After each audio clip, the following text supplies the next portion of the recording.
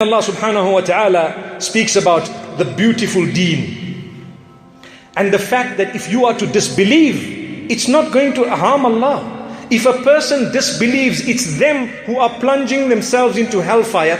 Nothing happens to Allah. Allah doesn't need our worship, and Allah is not benefited by a person who worships Him, nor is He harmed by one who does not worship Him. The benefit and harm is for us as human beings. So Allah says in verse number 170 of Surah An-Nisa, يا أيها الناس قد جاءكم الرسول بالحق من ربكم فآمنوا خيرا لكم. O people, the messenger has come to you with the truth from Allah subhanahu wa ta'ala, the truth from your Rabb. So believe, it's better for you. It's better for you. Allah says, believe in what the messenger has brought. It's better for you. But thereafter He says, وَإِن تَكْفُرُوا فَإِنَّ لِلَّهِ مَا فِي السَّمَاوَاتِ وَالْأَرْضِ. And if you are to disbelieve, then remember, nothing changes in the ownership that Allah has of the heavens and the earth. Nothing changes. If you disbelieve, it hasn't affected Allah in the slightest way. May Allah subhanahu wa ta'ala help us save ourselves from the wrath that is in this world as well as the next. Ameen.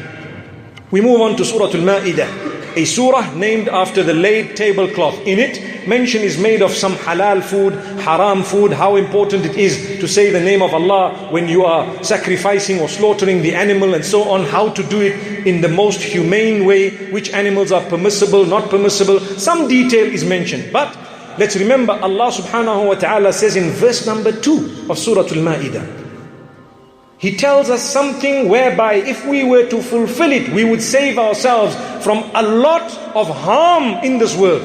Allah says, you cooperate with one another, not in bad, only in good. Don't cooperate with one another in sin and in evil, no. But help each other when it comes to achieving something good, something beneficial, something that is righteous, something that is filled with God consciousness. Then you help each other. Listen to what Allah says. وَتَعَاوَنُوا عَلَى الْبِرِّ وَالتَّقْوَى وَلَا تَعَاوَنُوا عَلَى الْإِثْمِ وَالْعُدْوَانِ وَاتَّقُوا اللَّهَ. And cooperate with one another, help one another when it comes to righteousness and piety, that which is good, upright, beneficial, positive, anything that is good. You help one another, you will support one another. But that which is bad, Allah says, never ever cooperate with each other when it comes to sin and enmity, hatred, etc. Don't. So if someone tells you, can I have a lift with you, brother? Where are you going? I'm going to the masjid, mashallah. Okay, welcome my brother. Why? I'm helping him to achieve something good. I will get a reward for it. But he says, I'm just going to the club round the corner. He looks at you like this. What do? You excuse yourself. My brother, you can even say a word, please don't go there. Please don't do that. It is harmful for you. And you drive away, leaving him in the cold. May Allah subhanahu wa ta'ala forgive him and forgive us. Don't think, it's cold, he's a human being, let me just take him to the pub. At the end of the day, he might scrounge $1 or $2 from you. Do you know that? And he will tell you, hey, but now I don't know how I'm going to go back, and I need transport, and I just need 1 rand, just one. He's told that to another 50 people. Do you know that? And you're not going to give him 1 rand, you're going to give him 10 or 5. Be careful. Do not cooperate when it comes to sin, because Allah subhanahu wa ta'ala definitely will hold you responsible. You take a share of that sin because you were involved in it. May Allah subhanahu wa ta'ala protect us. The same applies when wrong is going on in any way. Don't be a part of it. When people are sitting and backbiting, the Quran says, and we will see it perhaps in one of the days, where the Quran tells us to get up and walk out. Don't be a party to that. Because Allah says, you don't want to be just like them in sin. May Allah subhanahu wa ta'ala protect us. Like I said, save yourselves the hassle by only cooperating regarding goodness. Ameen. Then we speak again in Surah Al-Ma'idah about justice, but this time from a different angle. We already spoke about your parents and justice, whether it is against yourself and your relatives, the rich and the poor. That was in the previous surah. When it comes to Surah Al-Ma'idah, Allah subhanahu wa ta'ala uses a similar verse, but He says, you need to be just even with your enemies. Don't let your hatred for someone make you be unjust. Sometimes you dislike someone. So a person says, I really hate these people. And something happens. And those people are innocent, for example. And you say, no, I don't mind, I don't give a damn. No. Allah subhanahu wa ta'ala says, even with your enemies, you must be just. Listen to the verse number 8. وَلَا يَجْرِمَنَّكُمْ شَنَآنُ قَوْمٍ عَلَىٰ أَلَّا تَعْدِلُوا اعْدِلُوا وَأَقْرَبُ لِلتَّقْوَى وَاتَّقُوا اللَّهَ. Never let your hatred of a nation make you be unjust with them. Be just no matter what. It is definitely closer to piety and fear Allah. Be conscious of Allah. You are answerable to Allah.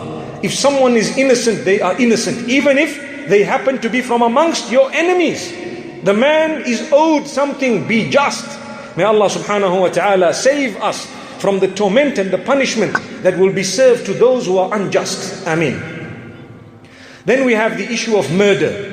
Mentioned also in Surah Al-Ma'idah, the story of Abel and Cain, Habil and Qabil, the children of Adam alayhi salatu wassalam. Verse number 28 and verse number 32 and the verses between. They make mention of this story where the children of Adam, they fought each other. They became jealous of one another. Remember, jealousy can lead to much more. It can become physical and it can become really dangerous. Loss of life can also occur. And the seed was only a seed of jealousy. So stop being jealous of others.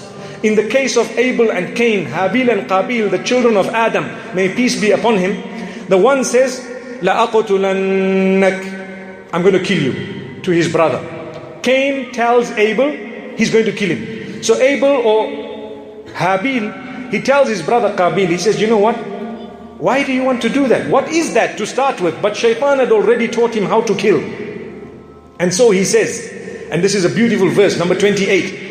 لَإِن بَسَطْتَ إِلَيَّ يَدَكَ لِتَقْتُلَنِي مَا أَنَا بِبَاسِطٍ يَدِيَ إِلَيْكَ لِأَقْتُلَكَ إِنِّي أَخَافُ اللَّهَ رَبَّ الْعَالَمِينَ. If you are going to stretch your hand in order to commit the crime of murder, let it be known to you that I am not going to stretch my hand in order to commit the crime. Because I fear Allah, the Lord of the worlds. Anyway, the one committed the crime. And you know what happened thereafter? Allah subhanahu wa ta'ala makes mention of something extremely powerful. He regretted it because he killed his brother.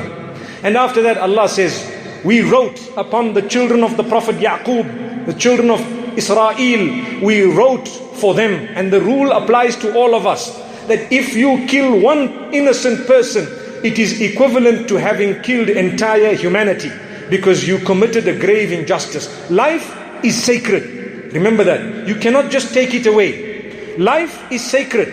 So if you are to kill one innocent person, it is as though you have destroyed entire humanity.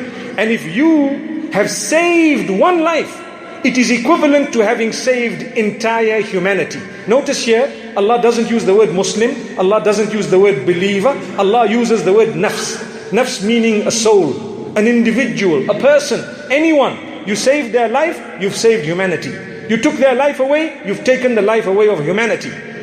Listen to the verse. Allah says, كتبنا على بني إسرائيل أنه من قتل نفسا بغير نفس أو فساد في الأرض فكأنما قتل الناس جميعا ومن أحياها فكأنما أحيا الناس جميعا. Because of that, we prescribed upon the children of Yaqub alayhi salatu wassalam that if you were to take the life away of one innocent person, it is as though you have taken the life away of entire humanity. And if you have saved one, you have saved entire humanity. May Allah subhanahu wa ta'ala help us fulfill His command. May Allah help us to regard and to consider life sacred as it is. And may Allah subhanahu wa ta'ala protect us all.